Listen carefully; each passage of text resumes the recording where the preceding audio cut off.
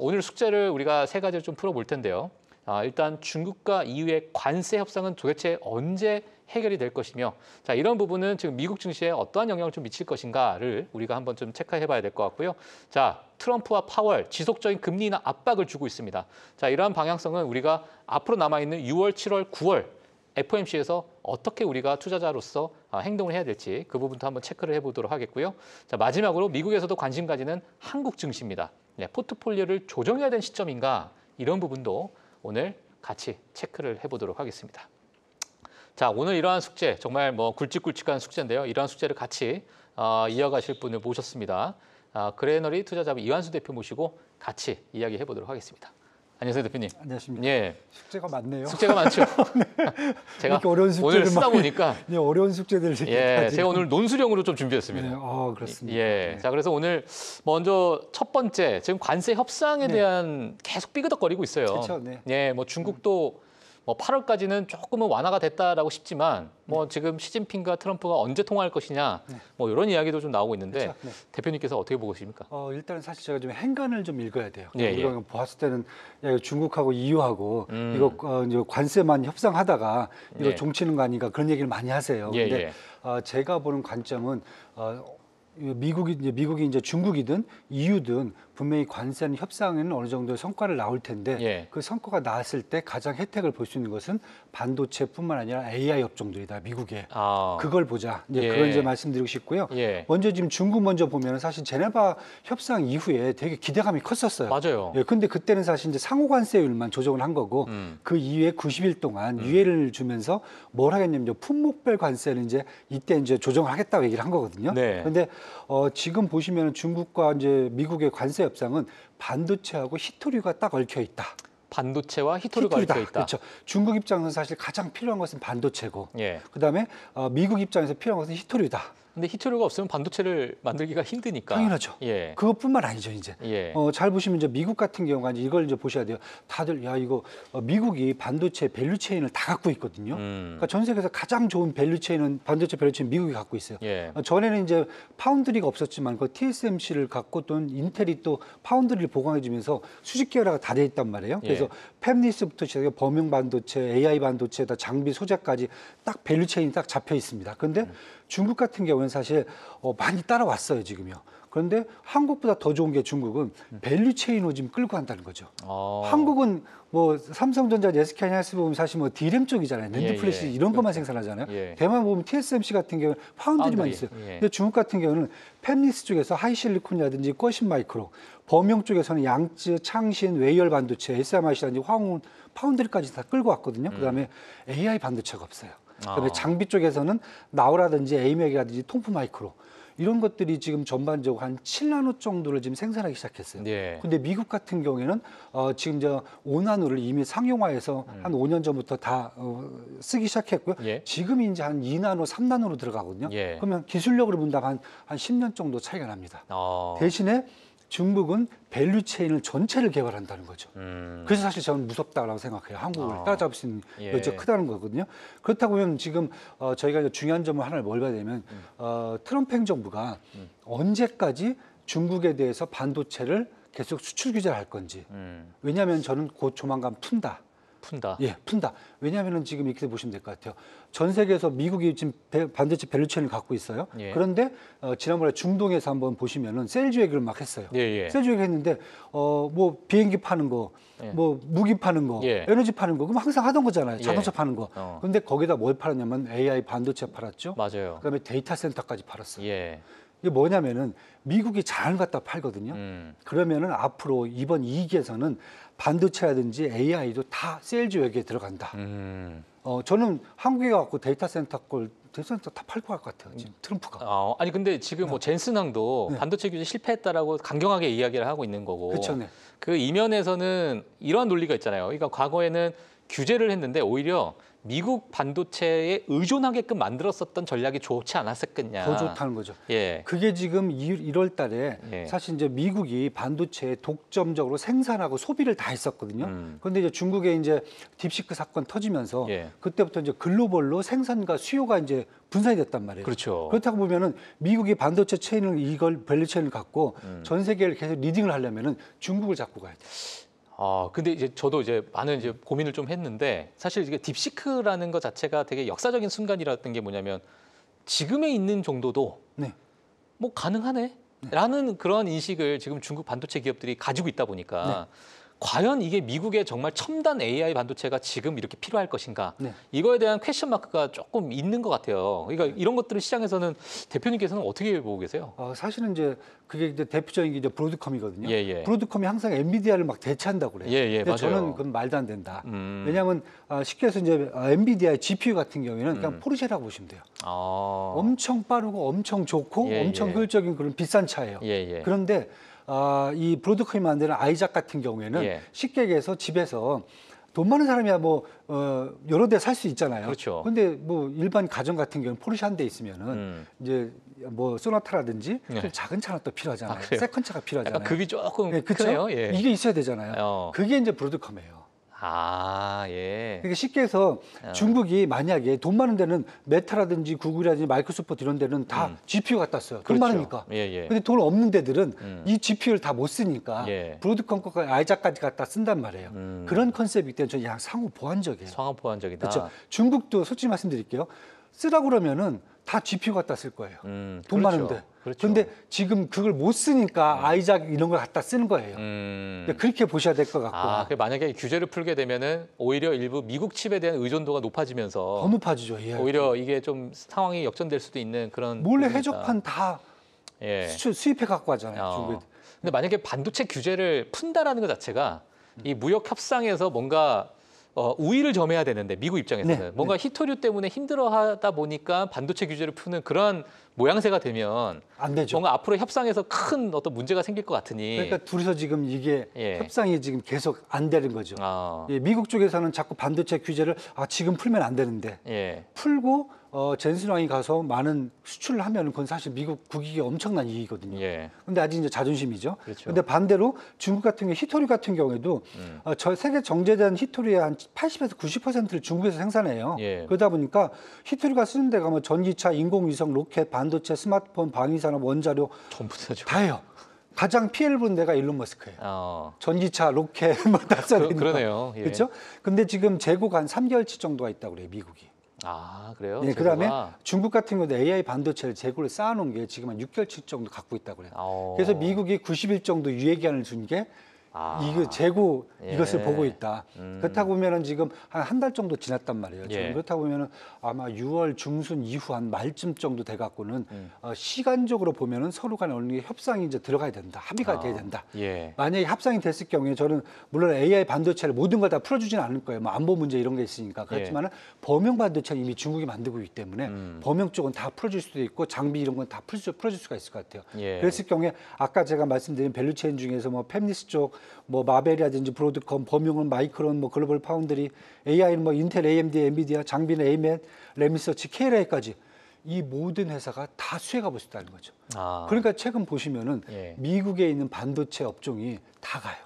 최근에 좋죠. 예. 범용이든 예. AI든 맞아요. 장비든 다 갑니다. 맞아요. 맞아요. 그래서 지금 그거에 대한 기대감이 있다. 이게 이제 사실 지금 저도 계속 보고 있는 게 예. 만약에 협상이 어느 정도 이제 시간이 돼 갖고 치킨 게임 가다가 이제 서로 이제 핸들 틀 거란 말이에요. 그때 됐을 경우에는 미국의 반도체 산업은 제가 봤을 때는 중국을 잡지 않으면 이제 글로벌 리딩을 할 수가 없어요. 그렇잖아요. 예, 예. 뭐 여기 이쪽에 스탠다드를 이쪽으로 갖고 가야 되니까. 그렇죠. 그러려고 보면은 결국은 미국 반도체가 엄청나게 성장 모멘텀을 다시 가질 수 있는 기회가 생긴다. 예. 이게 첫 번째고요. 예. 두 번째 이제 이유를 자꾸 말씀드려요. 다들 뭐 느끼기를 이유가 갖고 있는 카드가 하나도 없는데 쟤들 왜 저래? 그래서 이 말씀을 하세요. 근데 맞아요. EU 잘 보시면은 EU 집행위원장이죠. 폰데어 라이엔 같은 경우에 여자분이신데 사실 깡다구가 좀 있어요. 아, 있는데 깡다구가 있어요? 깡다구 좀 있죠. 프랑스 여자분이시잖아요. 근데 뭐 이런 얘기 하면 안 되지만 예, 제가 예. 사실 지금 딴 게 아니라 EU는 뭘 붙잡고 늘어지냐면은 서비스 무역을 붙잡고 늘어져요. 미국 서비스 무역이요? 서비스 무역이요. 예. 지금 미국은 지금 일반 상호관세 때리는 것은 다 공산품이란 말이에요. 예. 근데 서비스 무역은 뭐냐면 우리가 잘 아는 금융, 저작권, IT, 교육, 서비스, 경영 컨설팅, 통신 이런 것을 사실 우리가 눈에 잘 안 보이는 것을 서비스 예. 무역이라고 그래요. 그런데 잘 보시면은 EU 같은 경우에는 미국과의 서비스 무역에서 대규모 적자를 보고 있어요. 그러니까 쉽게 해서 EU에 있는 어떤 빅테크 이 얘기 들어보셨어요? 예. 없어요. 아, 빅테크가 없어요. 이유는 없죠. 예. 이유 없어요. 그렇죠. 근데 빅테크 수요량은 엄청나요. 맞아요. 다 미국 갖다 쓰는 거예요. 예. 메타라든지 구글, 마이크로소프트, 애플 거 갖다 다 쓰고 있거든요. 음. 그런데 이미 이거에 대해서 EU가 지금 계속 이제 트집이 아니죠. 일단 이제 규제를 갖고 있어요. 디지털 시장법을 만들어 갖고 이미 애플에다가 5억 유로, 그다음에 메타 2억 유로 벌금을 부과해놓고 있어요. 그다음에 계속 미국하고 지금 협상을 하면서 서비스 무역 우리는 계속 여기다 관세 부과하겠다. 그런데 트럼프 입장에서 제가 아까 말씀드렸잖아요. 반도체하고 AI를 팔아야 되는데 EU가 이걸 붙잡고 있어요 지금. 예. 그러니까 빅테크를 볼모로 삼고. 그렇죠. 아, 그러면은 계속. 결국은 EU 입장에서는 만약에 미국 입장에서는 결국 빅테크를 수출을 하고 이걸 하려면은 예. 결국 이제 공산품 쪽에서의 관세를 다시 수정을 해야 되는 거죠. 근데 사실 저도 이제 그 EU와 미국 간의 관계를 좀 보게 되면은 저는 관세 유리라고 좀 보고 있지는 않고 저는 어찌 보면 약간 비관세 장벽. 네, 그러니까 뭐 맞습니다. 지금 반도체에 대한 또는 빅테크에 대한 독점 아니면 뭐 의약품에 대한 규제 이런 것들을 다 풀어라. 그러니까 비관세라는 것은 결국에는 계속 비즈니스를 통해 가지고 받는 게 있으면 주는 게 있고 그렇죠. 이러한 과정들이 있다 보니까 이게 과연 7월 초로 되어 있는 유예 과정 동안에 네. 이게 다 해결이 될 수 있을까라는 저는 의구심이 좀 들더라고요. 일단 서로 이제 시간을 갖는 거죠. 예. 그 사이 또 중국을 일단 또 얘기를 해야 되는 거고 예, 트럼프 예. 입장에서는. 예. 그래서 일단은 EU는 자 이렇게 되었으니까 좀 기다리세요. 이거예요. 그러면서 철강 관세 50% 때려주고. 예. 네, 대단하죠. 그런 겁니다. 어. 일단 철강 붙잡고 생각 좀 해봐. 예. 이런 얘기예요. 그러니까 지금은 이제 중국 쪽으로 가기 때문에 그때 먼저 반도체가 가는 거고요. 저는 만약에 EU하고 협상이 이제 만약에 진척이 있다 그러면은 가장 큰 게 메타를 보고 있습니다. 메타. 아, 메타 플랫폼스. 예, 메타가 왜냐하면 EU에서 예. 광고라든지 이런 수입, SS 수입이 엄청나거든요. 엄청나죠. 예. 근데 지금 규제에 지금 막혀갖고 사실은 지금 요즘 매출이 더 증가할까 말까 네네네. 이거에 대한 퀘스천을 지금 걸고 있거든요. 예. 근데 이게 풀려준다 그러면 저는 메타 같은 경우는 사실 글로벌 하는 데 있어서 뭐 중국 필요 없어요. EU만 갖고도 사실 메타는 충분하게 성장성을 보여줄 수가 있거든요. 예. 그렇다고 보면 EU 쪽하고 이제 성과가 좋아진다. 그럼 그때부터는 또 AI를 보셔야 될 것 같아요. 아, 알겠습니다. 자, 그러면 지금 우리가 좀 봐야 될 것, 정리를 좀 하자면 반도체 섹터 그리고 AI 종목들은 여전히 성장 모멘텀이 좀 있는 상황이다. 그렇죠, 네. 여러 가지 어떤 협상의 과정 속에서 그러한 섹터들을 좀 보는 게 좋다라고 말씀을 해주셨고요. 자, 지금 사실 이제 금리 인하에 대한 이야기들이 나오고 있어요. 어제 뭐 10년물 국채 금리도 내려갔다는 이유가 네. 뭐 고용 지표가 조금 뭐 네. 예상치보다 좀 안 좋았다 뭐 이렇게 나오곤 있지만 결국에는 이 금리 인하가 언제 올 것이냐, 그렇죠. 네. 네, 트럼프와 파월 언제 좀 화해할 것이냐, 네, 요건 것 같은데 지금 뭐 어떻게 보십니까, 대표님? 뭐 지난주에 둘이 면담했잖아요. 뭐 예. 성과는 없었어요. 뭐 예, 욕을 예. 했는지 그건 제가 모르겠어요. 일단 뭐 성과는 없었는데 지금 두 분이 갈등이 큰데 처음에는 사실 이제 트럼프가 잘못했다라고 생각을 많이 했어요. 예. 왜냐하면 저렇게 관세 때리고 그러면은 이게 말이 되는 거냐. 그러니까 연준에서 사실 이제 금리를 못 내리는 게 아니냐 이런 생각을 했는데 최근 들어서 보면은 사실 지표 같은 것들이 충분히 지금 금리를 내려드리는 지표거든요. 인플레이션도 2% 초반대에 와 있죠. 실업률 4%죠. 그다음에 경제 성장률 지금 말이죠 0.3% 역성장이 났단 말이에요. 그러면은 누가 봐도 연준이 이건 금리를 내려야 되는 상황이에요. 그렇죠. 그러다 보니까 안 내리고 있어요. 그러니까 지금 이제 시장에서 나오는 게 그러면 연준이 금리를 안 하는 것인가, 못 하는 것인가, 이거에 대한 퀘스천 마크가 들어간 거예요. 그러니까 지금 상황은 그렇죠. 충분히 금리 인하를 해도 되는 상황인데 네. 앞으로 나올 하드 데이터가 네. 어떻게 나오겠느냐. 그러니까 정말 숫자로 찍히는 인플레이션이 어떻게 나올 것이냐, 또는 관세가 또 상호 관세가 어떻게 부과가 될 것이냐. 네. 이런 것 때문에 지금 금리 인하를 하기가 너무나도 좀 애매모호한 그게 이제 사실은 상황인데. 이제 파월 의장의 입장이거든요. 예, 예. 그런데 사실 유럽 중앙은행이죠. ECB 같은 경우는 지금 기준금리가 2.2%까지 내려갔어요. 예. 8번 연속 금리를 내렸단 말이에요. 맞아요. 거기 인플레이션이 2% 초반대란 말이에요. 예. 경제 성장률은 1%대 정도거든요. 맞아요. 그러니까 쉽게 해서 이 ECB 같은 경우는 자기들도 똑같은 관세 부딪히면서도 금리를 계속 내린단 말이에요. 현재 나온 데이터를 갖고. 그런데 지금 파월 의장은 앞으로의 데이터를 걱정하는 거예요. 그렇죠. 그런데 지금 이제 그거보다 시장에서 좀 보는 게 뭐냐면은 이제 본원 통화라는 게 있어요. 유동성이거든요. 사실 유동성이 2008년도 금융이 터지고 나서 1조 달러 했던 게 4조 달러까지 올라갔어요. 양적 완화에서. 예. 그때 줄이려고 했는데 예. 하필이면 코로나가 터져갖고 예. 이게 거의 6.5조 달러까지 갔어요. 그 다음에 다시 줄이려고 했는데 2023년도에 뭐가 터졌죠? 지역은행 파산이 터졌잖아요. 예. 그러니까 지금 일부- 5.7조 달러가 지금 쌓여 있어요. 누적 시장에. 예, 예. 그러다 보니까 뭐냐, 유동성이 풍부할 때 문제가 뭐냐면 첫 번째가 금리를 내리잖아요. 그러면은 유동성이 더 풀려요. 그렇죠. 그럼 인플레이션이 올라가 버립니다. 그렇죠. 그러니까 지금 파월 입장에서는 이렇게 여기서 지금 금리 냈다가 인플레이션 올라갈 것 같은데 이게 첫 번째고 두 번째는 지금 경제가 역성장하잖아요. 그럼 보통 이제 금리를 내리잖아요. 그러면은 돈이 더 풀려갖고 그 통화 효과를 갖고 이게 이제 경기를 부양하는 게 되잖아요. 근데 유동성이 많은 상태에서 돈을 더 풀어버리면 뭐가 생기냐면은 이제 유동성 함정이라고 생겨요. 일본 같은 케이스가 되는 거죠. 예. 그럼 통화 정책이 의미가 없어져요. 돈을 풀어도 경제가 회복이 안 되는. 이게 유동성 함정이거든요. 예. 그래서 지금 시장에서는 지금 이게 파월이 여기에 걸린 게 아닌가. 왜냐하면 지금 잘 보시면 파월이 2018년에 지금 그 취임을 하셨잖아요. 예. 그때부터 코로나라든지 이런 것들이 다 지역은행 파산 이런 게 사실 다 파월 회장이 다 한 거거든요. 그러니까 지금 본인이 지금 여기에 붙잡혀 갖고 예. 못 내리는 게 아닌가, 안 내리는 게 아니라. 예. 그래서 지금 일단 시장은 이렇게 된다면 이제 경기 지표 이런 것들이 확실히 눈에 빨리 와줘야 파월 의장이 뭔가 액션을 취할 수 있다. 예. 그렇다 보면 지금 나오는 게 9월 같은 6월 달은 뭐 제가 봤을 때 힘들 것 같고요. 지금 얘기 나오는 게 9월 17일 날 한 번 있고 12월 11일에 있는데 이때 한번 25bp씩 내리지 않겠는가. 9월로 보고 계시는 거죠? 9월이 먼저죠. 왜냐하면 이 정도 되면 이제 뭐 경기 지표가 충분히 이제 트럼프 행정부의 어떤 전반 정책이 반영됐다고 보여지는 것 같아요. 예. 그래서 이때쯤 보여지는 것 같고요. 점도표가 아직 3.9%인데 사실 지난번 의사록 나왔을 때 이게 얘기가 없었어요. 그다음에 경제 성장률을 지금 1.7%로 잡고 있는데 이것도 아직까지 얘기가 없어요. 그렇다면 이제 7월 30일 날 또 이제 연준이 이제 그 FOMC 회의가 있는데 이때는 이제 조정치가 나온단 말이에요. 근데 시장에서는 아직까지 얘기가 없다는 거 보면은 이 점도표라든지 경제 성장 전망은 그대로 끌고 갈 수가 있다. 그렇다고 보면은 연말 만약에 7월 달 정도에 점도표가 수정이 안 된다고 하면은 9월 달에 바로 그다음에 이제 9월 달 그 FOMC거든요. 예. 그때부터 금리를 내릴 수가 있을 것 같다.